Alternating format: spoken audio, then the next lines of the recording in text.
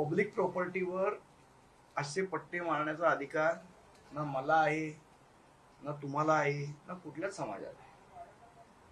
आता मी एक प्रस्ताव जैन समाजाला देतो. माझा प्रस्ताव त्यांना असा आहे की हे पांढरे पट्टे तुम्ही कशासाठी मारताय, की त्यांच्याकडे जे मुनी येतात, काय येतात, त्यांच्या पायाला थंडपणा यावा म्हणून. ज्या सोसायटीत ते राहतात त्या सोसायटीत त्यांनी झाडं लावावी, अगदी दुतर्फा झाडं लावावी.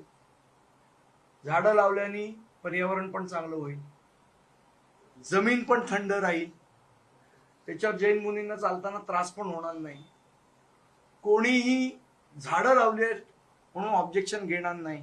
हा, फक्त झाडं हिरवी आहेत म्हणून नितेश राणेंनी ऑब्जेक्शन घेऊ नये एवढीच माझी विनंती आहे. हिरवी झाडं का लावताय वगैरे, तर झाडं हिरवीच असतात, एवढी फक्त एक विनंती आहे.